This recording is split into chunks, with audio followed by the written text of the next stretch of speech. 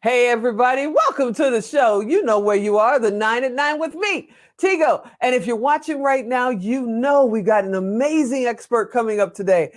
But this expert is a superhero. Now, what did I mean by that? Guess what? Sit right there. We'll be right back.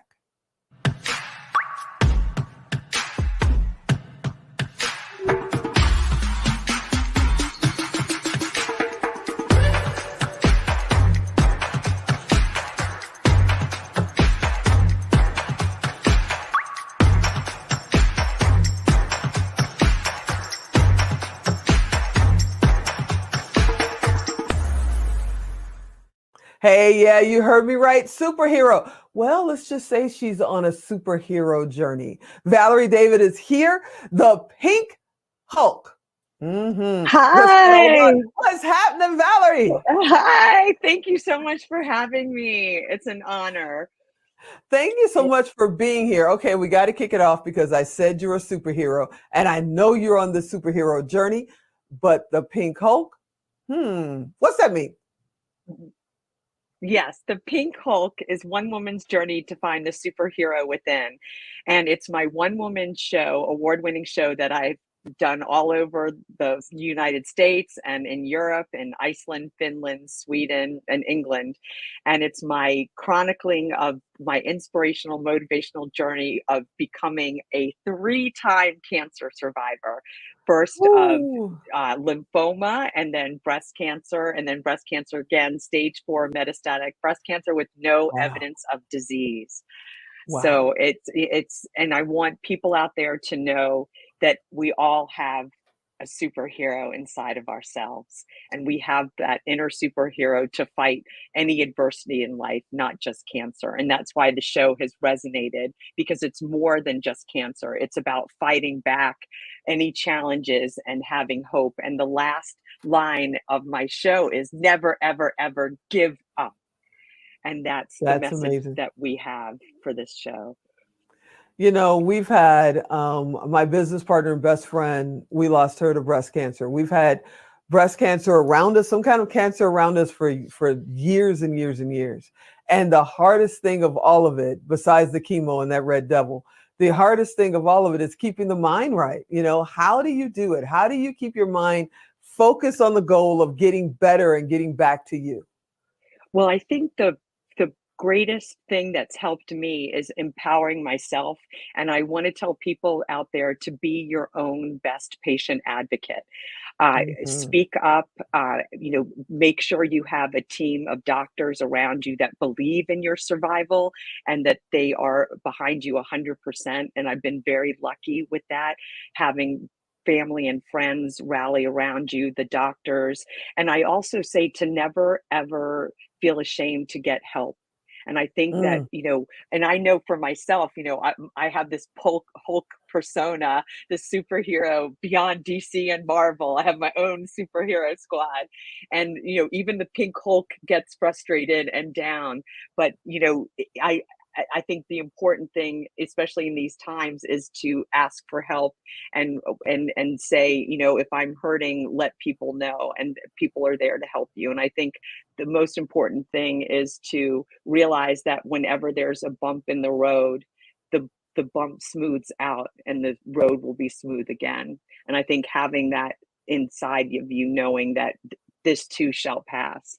And I think for me, that being my own best patient advocate was speaking up. And this is part of the show, that I was allergic to one of the chemo drugs and I couldn't Ooh. breathe. And I was like, this isn't right. This isn't normal. And I remember my doctor was like, oh, we'll get you to a pulmonologist to check the breathing. And it never happened.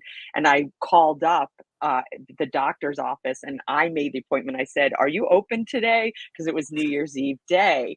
And they're like, yeah. I'm like, okay, I'm coming over. I didn't even ask for an appointment. I just came there and just sat there.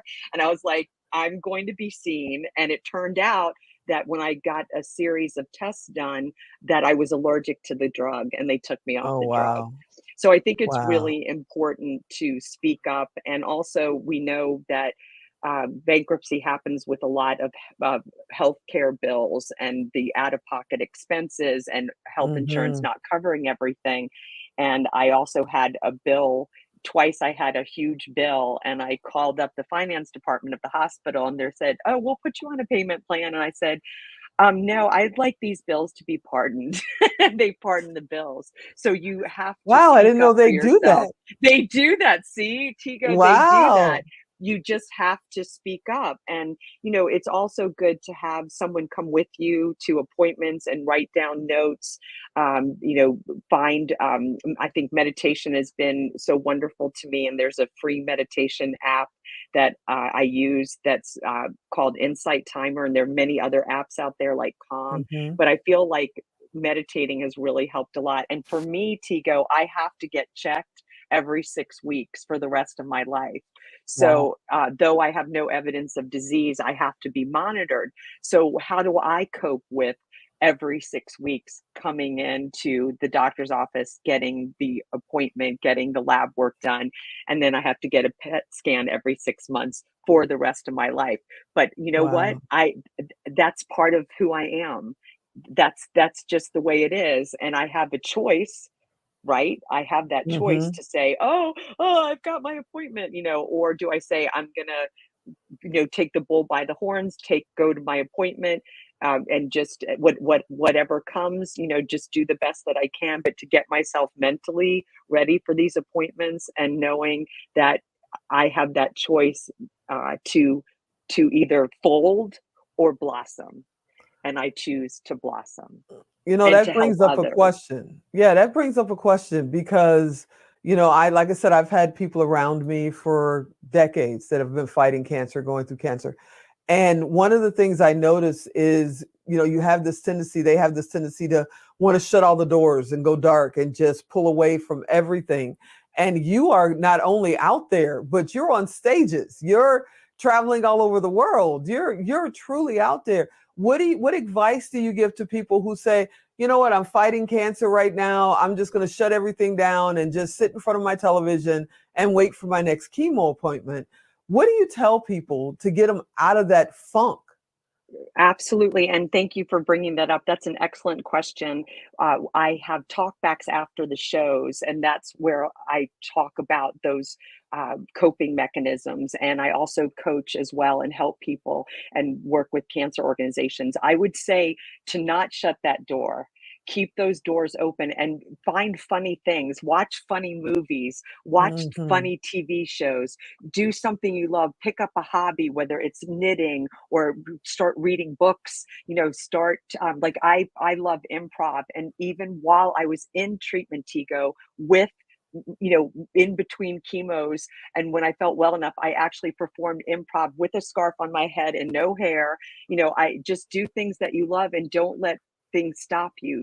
If you can just find something you love to do and do it, paint, write, do improv, find a physical activity that gets your mind off of things, reach out for help. There's plenty of support groups, from support groups and one-on-one counseling that's out there for all cancer patients. So I think that if you just keep that positive mindset, meditate, and I still do that. I meditate twice a day.